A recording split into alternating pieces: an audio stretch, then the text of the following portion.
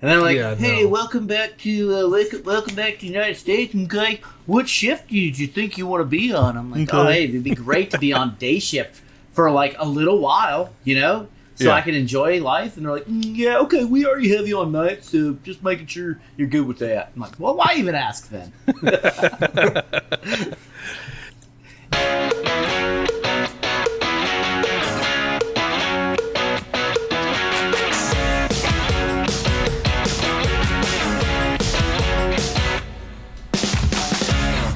Hey, welcome to the Maker Lounge Podcast, the self-proclaimed best new podcast on the planet.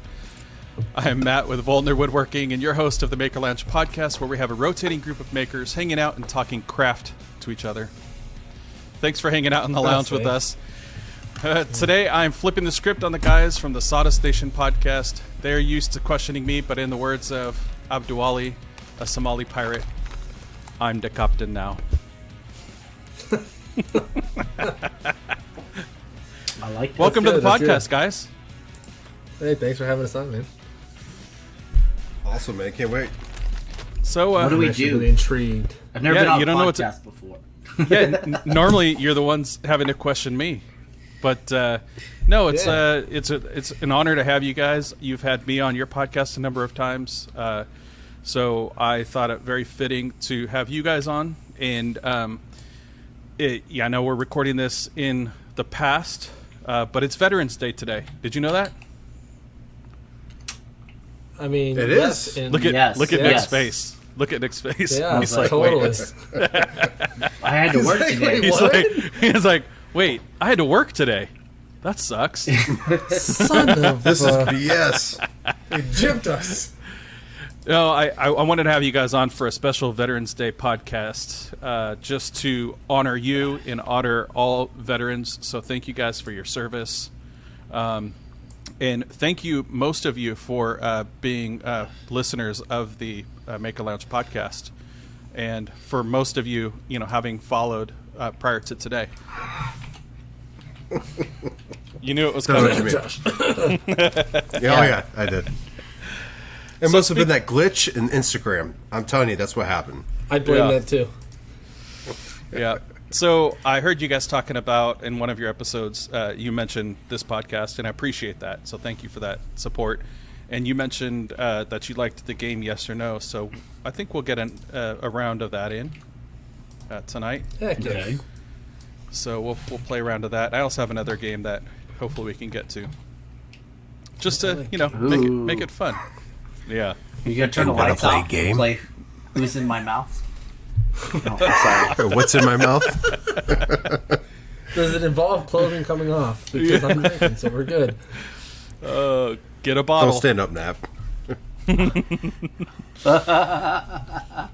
So you guys have had me on the podcast before. Sawdust Nation Podcast is where the podcast is at. Yeah. I'm pretty sure I just saw a feather fly across Nap's.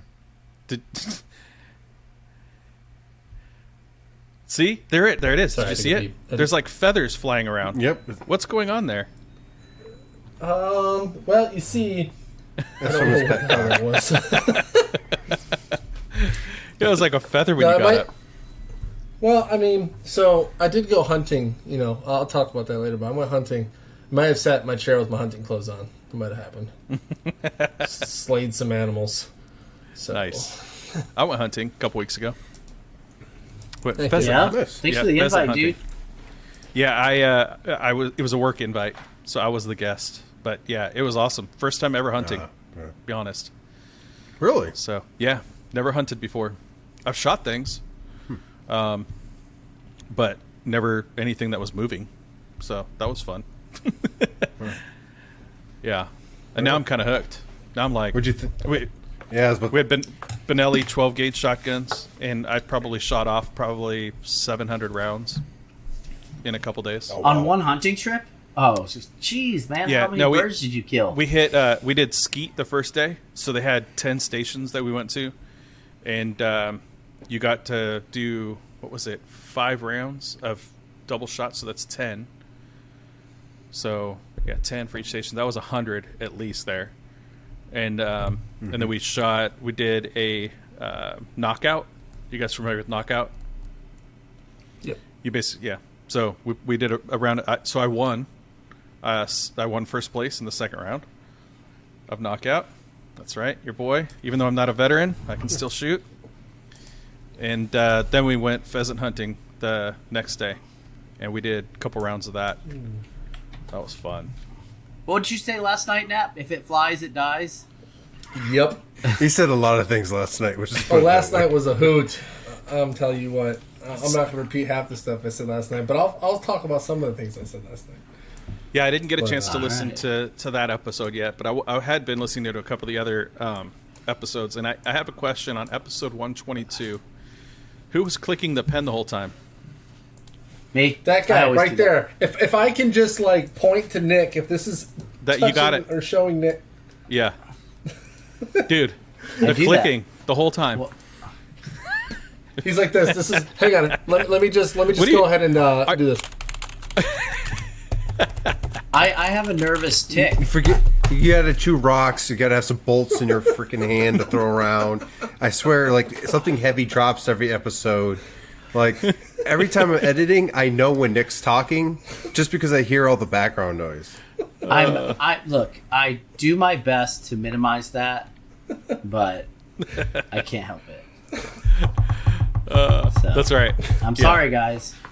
That's why I ended up getting the boom stand, because I was actually doing the recording with Dean and Joseph, and they had boom stands. And when I was editing that episode, the only person I had to keep muting out was me, because my mic was on the desk. And so for the episode, for the episode number 6, I ended up getting the boom, and it's been awesome. Yes. Anyway, enough about me. Josh, tell me about your week. We don't have to do the whole like what's in your shop thing, but just tell me about your week. It's been busy between work and the shop and family. I mean, it was Halloween not too long ago, and then I have a bunch of orders and stuff like that, trying to catch up on, and bigger order than I'm used to. I'm doing a very large retirement trunk, which is my first one, so I'm pretty excited about that. So with that and a bunch of 3D printing, I'm keeping busy. Nap, how was your week? So the week's long, and it's gonna only get longer for me. So funny thing about the military is they like to do random exercises. So I've been regular shifts up until today. Tomorrow I start my 7 to 7 shifts all the way through Sunday, maybe Monday as well. I'm not really sure when it ends, but 12 hours at work. Awesome. Yay. So what do you do for 12 hours? Believe it or not, actually, so I typically stay at work from 7 to like 5, maybe sometimes 6 o'clock, just because I have stuff I have to get done. A lot of it's like paperwork type stuff, making sure, like, we have like what's called programs, so it's just like all the stuff that is in the background that most people don't typically see outside of the work, like has waste, has materials and things like that, like ordering that stuff, making sure you have the right SDSs, all the stuff that like most shops for the woodworker probably doesn't have, like a nice book that says SDS on it with all the chemicals in it. But we deal with that kind of stuff. Supply chain management, I'm ordering like thousands of dollars of parts each day for equipment and all these things. Actually, the biggest piece was an $800,000 piece that goes on an aircraft. That was fun. That was not fun. Just a bunch of stuff, really. Like, just a bunch of program type stuff. All background stuff that people don't, like I said, normally see. It's hard to imagine that they could work you for 12 hours and get productivity out of you for a full 12 hours. Josh, do you do 12-hour shifts? It's kind of different for the shifts and stuff when I'm flying. When you fly, depending on like deploy location or even home station, it could go from, a 6-hour flight to a 12-hour flight. But then you show up, 4 hours prior to the flight, you stay after 2 to 3 hours after. So you tag all that in. Sometimes it's a regular 8 hours. Sometimes it's, 16. When I was a maintainer, 12 hours was typically the norm, much like Nap is dealing with. They would love to be like on Monday, be like, hey, you guys are work through the weekend in 12s. Wow. So it is what it is. It's like the military loves going on 12s for whatever reason. It's a little different with my current job, though. So Yeah. Nick, what about you? Pretty lucky. You do 12s? Not anymore. Used to do them all the time. I spent years on 12s. Probably like 14 years on 12s. Wow. That sucked. Yeah. Because so they're always like, especially when you come back from a deployment, you're like, oh man, I can't wait to get back stateside and enjoy some of the good life, right?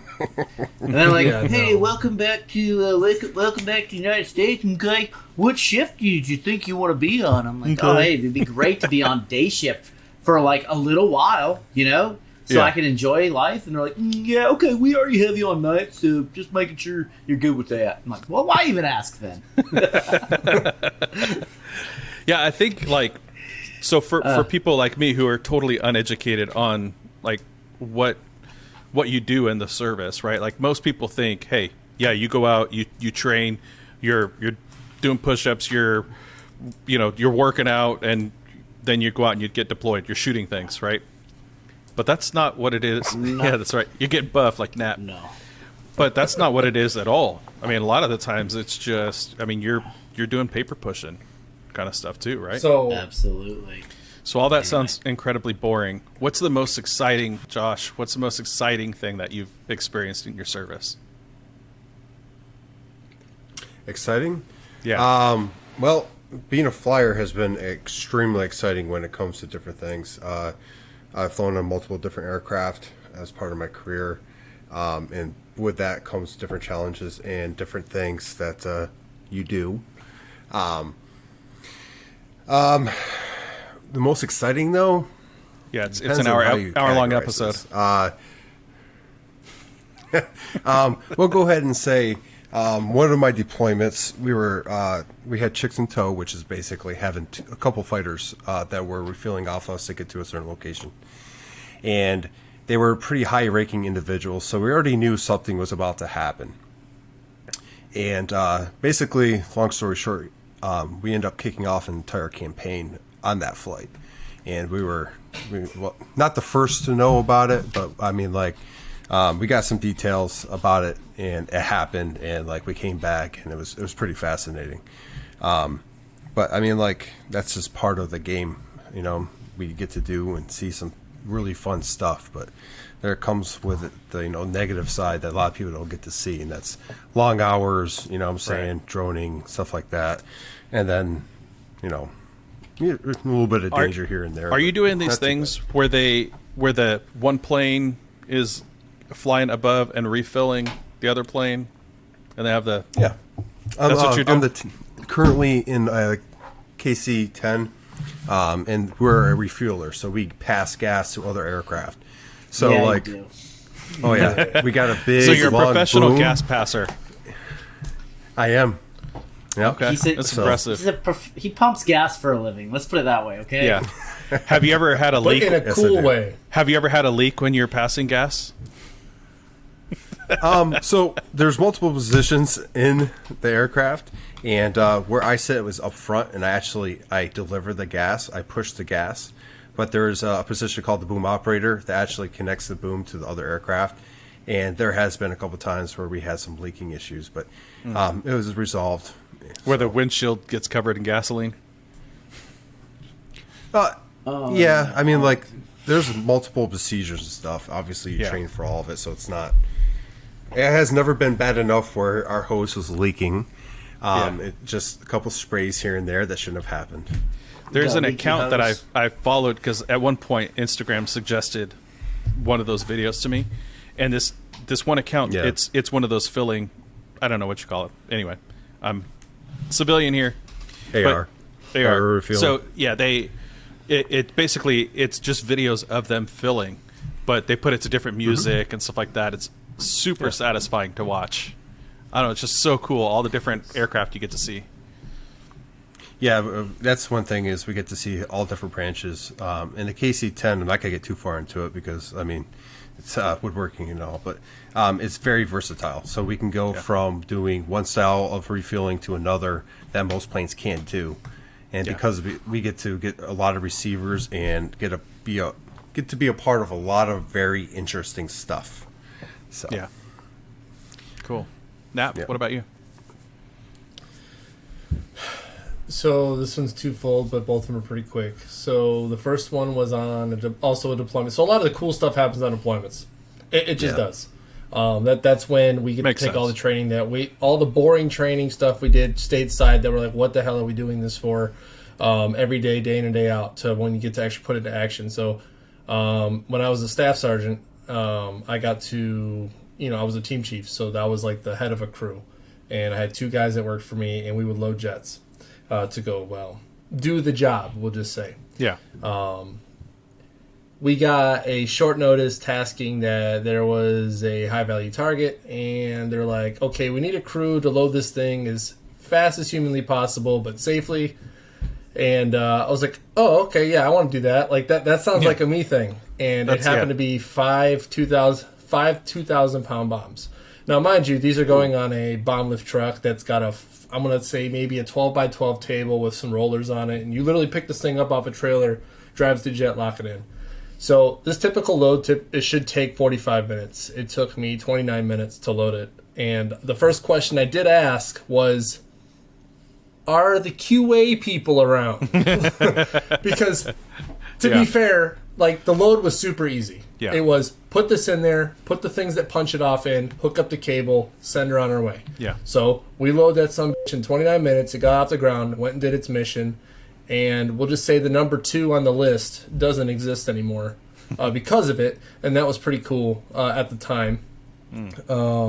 And then the second thing I'd say was really cool that highlights just more of a me thing rather than a whole Air Force thing was I got to fly in an F-15E, so the same jet that I got to load. Nice. I got to fly in the back of it for like a 45-minute sortie, which is what they call a flight. Got to pull 8.2 Gs. It was probably one of the most exciting things in my entire career because I'll probably never get to do it again. It was one of those once-in-a-lifetime type things. So That's cool. yeah, those would be the 2 best things I think I've done in the military thus far. Cool. Well, Nick, I'd ask you, but Nap already did too. So Hit the bell. Do me, hit the bell. In this 20-foot container, right? And I'm in Afghanistan, and it's like we're really getting into it, and the next thing you know, that is a true story, but I'll tell you one you can put on the air. So I was in Afghanistan, and I believe it was 2011, December, Christmas Eve, and the clock just rolled over to Christmas Day, and I know the Taliban or Al Qaeda, whoever was out there, was waiting for that clock to hit midnight because I'm sitting in the chow hall, and we just start taking rockets over and over and over again. It lasted for I want to say 30-45 minutes of steady, every 5-10 minutes, here comes another one. Are they hitting close to you? Nah, they're just pointing, shooting from a couple miles away, hoping to hit the base. Okay. But some got some pretty, every now and then they get lucky and they hit something that's, they'll actually hurt somebody, kill somebody. That's if they're really lucky. But if they're, they were really aiming at the airplanes and stuff like that. And a lot of times though, it was kind of funny because they would overshoot the base. And this is at Bagram, so you're in a giant dust bowl. They would they'd prop that rocket tube or the rocket up against something, and it was at the wrong trajectory. So they'd shoot it over the base and kill a bunch of civilians on the other side of the base. So I'm like, what are you guys doing? Maybe some math? I don't know. Anyway, but that's about that. Science. That's horrible. Yeah, I had one land. I'd say the closest call I ever had was I had one land on the other side of a T-wall from me, and the T-walls are just cement barriers. But that was loud. That was pretty loud. Yeah. The ground shook a little bit. Yeah. Jeez. I can only imagine. Oh, and then I got to tell you one more thing. So, when you're laying in bed at night and you hear the alarm go off, the first time you're in country, the very first time, you're like, oh, got to get to the bunker, get my stuff, By the end of the deployment, you're like, if I die, it's my time. And you just go roll over and go back to sleep. Yeah, it's like when you get a new job. Good pair of headphones works.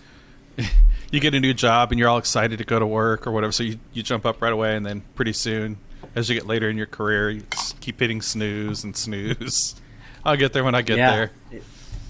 Yeah. It's like, well, the bunker's probably full right now, but I'm warm in here, so I think I'll be okay. I'm comfy. I got good music now. Right. I put my headphones on. Anyway. I'm rolling over. Oh, jeez. Sorry. But yeah. Well, that's cool. You know, I would love to do an entire kind of episode talking about that kind of stuff. But I do want to make sure that we tie it back to like business and kind of what is going on in the woodworking stuff, right? I think now's a good time to start playing Yes or No. What do you think? Yeah. Should Josh leave the podcast? All right. Nick, are you pretending to be frozen or are you really frozen? Yeah, Yes, he is. I am. He's really good at that. Being a jerk. What's funny is I could see the screen behind you moving, so I knew that you weren't. Oh, Yeah. Hey, easy now. All right, let's play a game. You guys heard it in the first couple episodes. It's called Yes or No. And you have two options. Yes or no.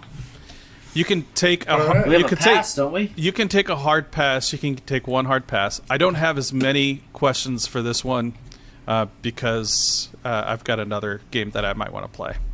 Whoa. Okay. All right, here we go. Hey. Yes or no? Let's go Nick, Nap, Josh. Because that's the way you are on my screen. Nick, Nap, Josh. You ready? Taking a vacation day from your job to finish a project. No. No. Yes. Yes. So you haven't taken a vacation day just to finish, like, you didn't have a big deadline or something that you had to finish? Oh, no. Usually we have enough time. I can work around my schedule pretty well. Because I only work 8 hours a day, if that, so. I'm typically home around 4:30, and I can get the job done in the evening, unless I have a podcast. Yeah. And so, Nap, you just basically put off, or are you that much of a planner that you don't put yourself into that position?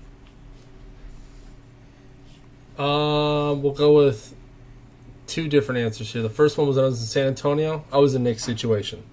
That's what it was, and I could stay up as long as I wanted. It didn't matter. Yeah. Here, planning, honestly, is what it is for me. Like, I told these guys during one of the episodes, I only take so many jobs a month. Right. And that's it. There is no wiggle room. Because if I take more than I can handle here, You're right. my job will interfere with business. Right. No, that's smart. All right. Nick, forgot this one might have come from you, actually. I think you might have given this suggestion before. Forgot to release bandsaw tension after use. Yes. It's Yes. still... Yes. Yeah. I think mine is constant. There's tension still on it. Constantly under tension. However, I will say on Friday I'm getting a new bandsaw. Ooh. What are you doing with the old one? I think I'm going to sell it. It's a Craftsman 10-inch bandsaw.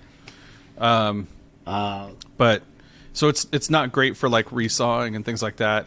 It's really got its limitations. By the time the stops and guides and everything kind of interfere, it's just not great. It'll be good for small stuff, but then I've got a scroll saw or whatever for that. But yeah, mine is constantly under tension, but I don't know. That might be changing now that gonna have a more expensive bandsaw. So I'm getting the Harvey, Harvey nice. 15-inch with the tin coating. It looks sexy. Oh, nice. Yeah, looks so good. Yes. Yeah. Never did I think that I would say that a tool looks sexy, but that tool looks sexy. All Harvey products are just clean. Yeah, definitely. All right. Set your laser on fire. Yes. No. No. Some of these might be targeted questions. That's a move. he feels attacked. You should have known better. I feel attacked. You should have known better coming feel on this attacked. podcast. Don't worry, I have some more. Rejected a job because you didn't like the customer. Oh, I didn't answer that one. Yes. But no on the laser. Rejected a Yes. job because you didn't like the customer. Yes. No, unfortunately. Oh, okay. Interesting.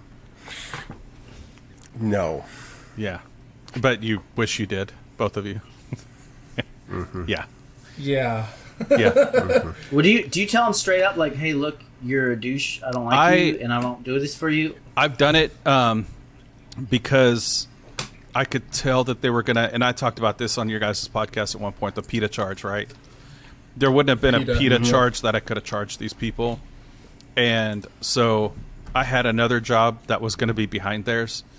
And I just told them, hey, I can't take this job on right now because I've got too much, in the queue.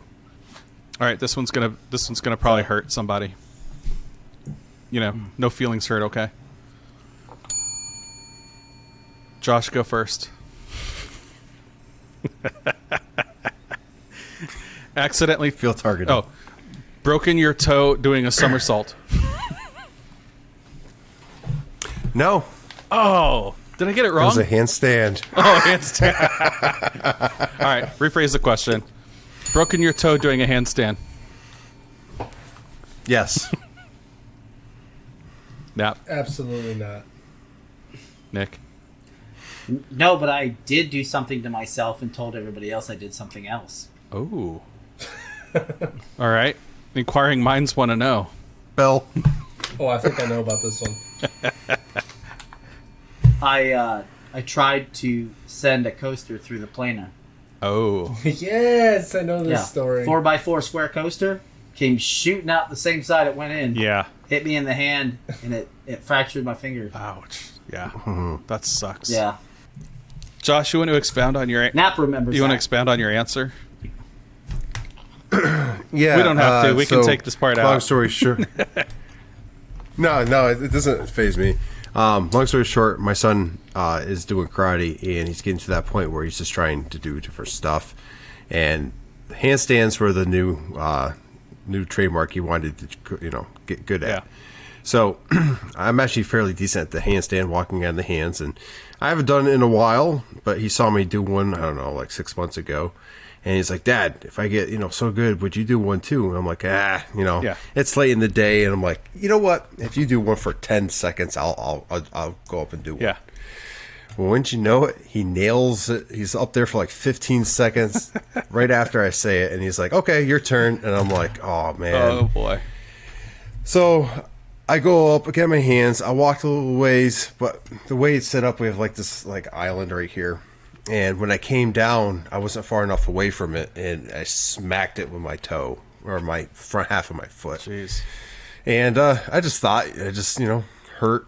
And 3 days later, went to urgent care, and they're like, you're an idiot. You should have been here the day of because you broke your toe. So, Wow.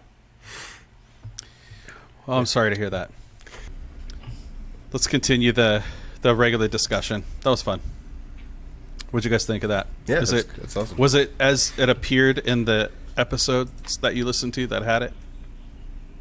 Yeah, I like it. It's good. It's a fun little, Yeah, it's a good fun segment. little segment. Yeah. Nick, what is one piece of equipment that you don't have today that if you had it would make your job easier in the shop? Ooh, an employee. That's a good answer. That is a good answer. I'll give you that one. Yeah, so I did dabble with having my brother help me. Yeah. And I mean, I paid him for his time, but having like somebody who knows what to do Right. after like the processes and stuff like that, golly, that'd be like a force multiplier. Right. So, Yeah. but did you mean like Yeah, I meant like something electronic? equipment. Like a piece of equipment. So to do what you do today, not like, oh, if I had, a 20-inch, whatever, like just whatever you do today. Like 20 inch. Yeah, 20-inch, whatever. I mean, Oh. you can do a lot of things with that. Hey. You could retire. Yeah, well, I'd have back problems anyway. It's always nice to have a tripod in the shop. That's right. Yeah. So that wasn't me holding Easy the leaning. camera. That was- Watch the YouTube, people. Anyways, Unless you trip. you know what? if I had a working CNC machine, like the one I have, but it doesn't work. Yeah, what's going on with that Alvid? Does that count, or already is have it that? time that it's just to build it? Mm-hmm. I don't have enough time to finish it. Yeah. Which hopefully after the New Year rush or the Christmas rush, I will have some time. But like, I'm gonna go ahead and say a larger planer. Okay. Damn you. That could be a game changer for me Yeah. to increase my capabilities, because as it stands, mine's only 13 inches wide. Right. So a lot of times, if I'm doing larger flags and stuff like that, then I gotta run them through half through separately and then put them together with dominoes. Josh, what about you? Tool. Yeah, it would have to be a larger joiner. Joiner? Yeah. Yeah, I got a 6-inch now. It would be nice to have a bigger one. Yeah. If I have actually been thinking about doing the whole planer joiner combo. I'm not big on the whole combo tools, but Right. People that have them actually really do love them. Yeah.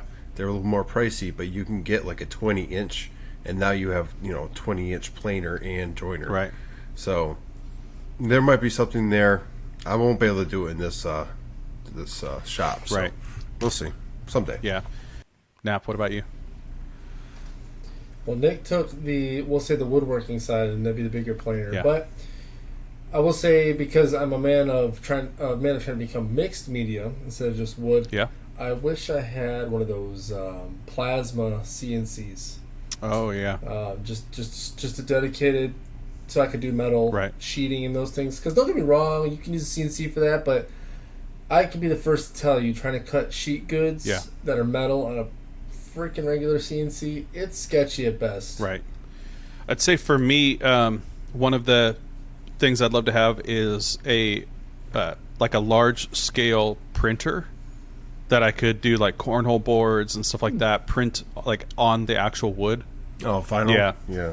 Like a plotter. So, well, I have a vinyl plotter, but like a printer that would.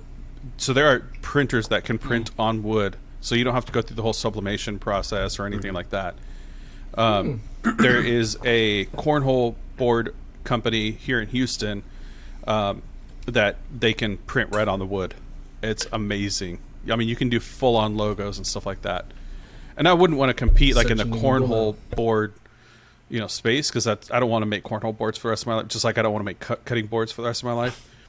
But you could do you could sell digital art. Yeah, digital art and signs and stuff like that. So you wouldn't have to do it in multiple, like vinyl, spray paint, and all that kind of stuff. So one question. So somebody had asked. I did a little bit of a live before we recorded tonight, and somebody had asked. It's Hill Country Woodshop. We did talk about this in another podcast, but it's always interesting because it's a question that comes up often in the content creator space. So Hill Country Woodshop asked, it's interesting to know how everyone balances work, life, and woodworking. So I know we talked about it briefly. You guys mentioned, how you can kind of get stuff done, but like add in that family element, right? Because you all have families. We all have families. How do you balance that? So I gotta say, it's tough. It's very tough, Yeah. especially if you're doing woodworking part time to semi full time, on top of your regular full time job. It gets to a point where you can definitely let things get out of balance. Yeah. And it would happen super, super easy. And then people end up unhappy, and that's when problems start. So make sure you build into your workload that time, consciously build in that time to spend with your family, like for holidays, obviously for like going to the pumpkin patch for in October. Like that's what I had to do. Right. So That's the best way for me to do it, is consciously build it in. Nap, what about you? So the answer's two parts, because I'm coming from a space where I was extremely busy all the time to where now I'm not as busy. Right. So when I was in San Antonio with Nick, my wife worked nights, so a lot of our time was spent on the weekends. So I'd go grab my son from school. I'd spend time with him for like an hour or two, kind of like Nick does. Spends time with the kids and whatnot until they go to bed. My son was old enough at the time to where like I'd spend time with him, hang out, and then sometimes he'd even just come out to the shop with me. But other times he would sit there and watch whatever random crazy cartoons kids watch these days. Like some of the stuff about like, what are you even watching right now? Yeah. But he would kind of like do his own thing. And then on the weekends, I would spend a majority of my morning, so I would sacrifice that weekend sleeping, wake up, work up until like noon, and then I would stop and then hang out with the wife and the kid. We'd go do something out in town or whatever, and then as Nick would say, at like 7-8 o'clock I was non-existent again. So that building the time in was super important, especially in San Antonio with the wife working all the time and whatnot. Yeah. Now here it kind of goes back to like, I have a regular job now where it's very demanding of my time. So, like, for example, today, okay, so I came home at, we'll say 5 o'clock, 5:30 is when I got home. I did not go in the shop at all. I just hung out with, my kid, played with him for a little while. The wife, we talked, I decompressed from the day and whatnot, and now here I am doing this. But then after this, I'm not even going in the shop after this. Yeah. I'm going to go hang out with my family Right. and do all that stuff. Now, tomorrow, she knows when I get home from my 12-hour shift, I still have to finish something up. So I've already kind of told her, like, hey, I got to finish this stuff, so I probably won't be in the house. It's really just having that understanding with the spousal unit, if you will. Like, hey, I'm busy. I have the side business. I would say having a super strong support system is kind of the key to being able to balance this stuff, because if they don't understand why you're doing what you're doing, it ruins the whole thing for not only yourself but the family. Right. So I'd say proper planning, balance, and just having a key support system. That's how I manage that time. I think it's big. Like if this is something that you're doing to supplement your income because you need the money, or you're trying to reach a goal as a family, I think that's a little bit different. But then I think some people find themselves that they just enjoy doing this, right? Like I think a lot of the people that we encounter, they just enjoy doing this, and they tend to sacrifice family or work, their full-time job for something that they just enjoy doing. And I don't think it's worth it. At the end of the day, you just have to kind of take inventory. I would say, honestly, I'll tell you what, if I stopped enjoying this and the wife started like looking at me sideways, for as much as it would hurt me, I would sell my shop. Yep. Honestly, I would, because it's not worth that. She's gonna be here forever. Yeah. So, as long as you give up the woodworking. yeah. Josh, what about you? For me personally, there was a time where I was spending too much time in the shop, and I had to take an inventory of what I was doing, and kind of realized that I didn't know I was even doing it. I was just busy. And then I started taking a look around, and I'm like, my kids are growing up in front of me. I'm not really spending the time I want to. And there's still days, and even some weekends, where it's like I have to get orders out, and my wife understands that. She's supportive. Even my kids understand it, at least my oldest. But I definitely try to build in that time. So for me, I can't really do too much at night. So I get home from work, I go right into the shop, and I do as much as I can noise-wise. That way, if I do need to do something, it could be like painting or something that's not going to generate much attention to. I live in a small community, and I have people attached to me, and like I have to be constant of like what's going on. There's crew rest issues. There's a whole bunch of stuff that I have to be careful of. So during the week, it's basically right from work. If I need to get in the shop, I do it until bedtime. Then I try to do bedtime with the kids, and then anything quiet. Like tonight, I'd be actually doing some painting. Okay. And editing the podcast. Yeah. The weekends, I spend the mornings with them. I usually wake up with the kids. We'll make breakfast. We'll have breakfast. We'll watch a cartoon. If we have some event planned, whatever, we'll go do that. And then the afternoons, I'll go out and do what I can in the garage. I can go later during the weekends because the noise abatement is longer, and people understand because there might be people doing fires and drinking, whatever. Yeah. And like if I make a little bit of noise, they ain't gonna bother. I'm not gonna run the CNC or anything crazy, but with the garage door open. That's one of the reasons the laser's so. Yeah. So, I have great neighbors, and I've had no issues, and I try to keep it that way. It's always nice if you give them a cutting board at Christmas. Stuff, give all the neighbors a cutting board. Yeah, reduce prices. Right. But no, I mean, you got to build it in, and you have to have that support. Because if you don't have the support, then you're going to get issues there. And then if you don't build in time with the family, you're not going to even. They're going to grow up in front of you, and Dad was always working. Yeah. So. For me, in 2017, I stopped the business altogether because my wife and I were just like crossing paths, and she was doing a side hustle, I was doing my business, and we never connected, and we went through a really rough patch. And because that leads into other things. You start if you're not there for your spouse, for your family, let's say your kids, you're not there for your kids. Well, they're going to start looking for something to occupy that time. And that wasn't the case with me, but that does happen, and your kids start getting into trouble and things like that. So I think I'll say that, and I'm going to do a special episode basically on Instagram growth. I'm going to do it for the Patreons, and I'm going to talk about that. But ultimately, what is important is not Instagram. I know people think that it is, and it's like, oh, I got to get to this next number and things like that. Yeah. Like at the end of the day, if Instagram went away, the side hustle business, takes a major hit, but that's not what you signed up for when you said I do, or when you started having kids and things like that. So anyway, to answer that question, thank you to Hill Country Woodshop for asking that question. I think it's important to talk about. I'm happy to tell anybody that social media is not as important as we put it on this pedestal to be. Even this, I know that guy, by the way. Yeah, good guy. And it's not excellent guy. Not here we are. We're doing a podcast. You guys recorded a podcast last night. You guys are probably tired of looking at each other, tired of hearing the same same stories over and over. That I'm asking you probably the same thing you guys talked about last night. And then your wives are sacrificing, because they're taking care of the kids while you're doing this podcast. So thank you guys for being on the podcast, and taking that time out. And so make sure that you tell your wives that it's also appreciated from me as well.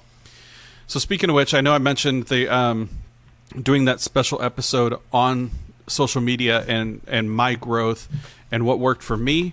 It may not work for everybody, but I am going to do a special Patreon only episode. So if you're interested in that, and you've been enjoying the podcast so far, consider subscribing as a patron. And I've got 3 different tiers for that. We have 3 new patrons this week. The first top tier patron was Jimmy McAnally, and so he got a free t-shirt. So I sent him his free t-shirt this week. So thank you, Jimmy, for sponsoring the podcast, being the first top tier patron. We also got another top tier patron, Matthew from Artigiano Sirio, and I'm probably really butchering that, and I apologize. But thank you for also being a top tier patron. We got another mid-level patron, Steve Mosley from Making It Home. A lot of you guys know him. He's a fantastic guy. I really enjoy my interactions with Steve. So thank you to all the patrons. If you're interested in getting additional access and content and hearing the episodes early, make sure that you check out the Patreon at patreon.com/MakerLoungePodcast. So thank you guys so much for being on the podcast. This has been awesome. Happy Veterans Day to you guys. Thank you for your service to our amazing country. And we wouldn't have the ability to sit here and talk freely if it weren't for what you guys do on a daily basis in your jobs. So thank you for that. I wish you guys all of the best of luck to your early retirements, hopefully soon, so you can get out there and make more sawdust. So let's go around one more time. And where can you guys be found? Nick? Well, if you're looking to contact me, you can find me on Instagram at NPG Creations, or you could hit up the Sawdust Nation Podcast Instagram as well, and you can find me there. So how about you, Josh? I'm located in Instagram, Facebook, and you can find me at north_country_woodworking. And then you could always check out my website at northcountryww.com. And either way, you get a hold of me, ask questions, and talk shop. Nap. Yeah, and then you can find me, Nap, at naps_naughty_works_LLC. That's like the main contact for me is my Instagram page. But also, like Nick said, you got the Sawdust Nation podcast page as well. If you have questions for me, specifically laser related, especially, because that seems to be my big part with the Sawdust Nation podcast, is knowing laser things, hit me up. I'm not going to hide from you, and I won't charge you a consultation fee. Nice. And I'm Matt with Voeltner Woodworking, and you can find me on all of the socials at Voeltner Woodworking. It's a little bit different on TikTok. I always tell people don't follow me on TikTok. I'm not a fan of TikTok. And then you can also follow the Maker Lounge podcast on Instagram at Maker Lounge Podcast, as well as YouTube. Thank you for leaving a review of the podcast on your podcast streaming service, and leave some comments on the YouTubes just after you hit subscribe. So, guys, thank you for joining me in the lounge today. It's always fun talking to you guys. I've always enjoyed being on your podcast, and so this is kind of my way of being able to get back on your podcast, but just with me hosting this time. So also, thank you to the patrons for signing up for the Patreon account. And we are going to be continuing to do giveaways. I already gave away a t-shirt. I'm giving away a banner. By the time this episode airs, I'll have picked a winner, or we'll be doing it in the next day or so for banners. So we've got banners now. And if you're on YouTube watching this, you can see the banner here. It's a 2x2 banner. It's got the Maker Lounge podcast logo. And then, of course, every patron gets stickers, because we know in the maker community that you're not a real maker unless you have stickers. So thank you so much for tuning into another episode of Maker Lounge podcast. Next week, we are going to have Dave, 3D Dave, on the podcast. So that's going to be an episode you're not going to want to miss. We're going to talk about all things 3D printing. So if that's something that you are doing, you want to learn a little bit more about, or something that you're interested in, it's always fun to make shop jigs and things like that with 3D printing. So we'll be talking to Dave, so I'm really excited to do that. Guys, thank you so much. All of the links that the guys mentioned, including the Maker Lounge podcast and Voeltner Woodworking, will be listed in the notes where you're listening to this podcast. Thank you so much. Podcast. How do you guys say it? Podcast out. Sawdust Nation out. Out. Makers Lounge Podcast. See, and you out. You still can't get it right. Out. Maker Lounge Podcast. The Maker Lounge Podcast. Maker Lounge Podcast, where you can listen and drink your coffee all at the same time. All right. And listen to Matt whisper in your ears. I bet those whispers tickle. We're going to head over to the after show. So if you're interested in the listening to the after show, make sure that you become a patron. We didn't get a chance to squeeze the other game into this episode, but it is available for any Patreon member in the after show. So head on over to patreon.com/Maker Lounge Podcast and join us in the after show.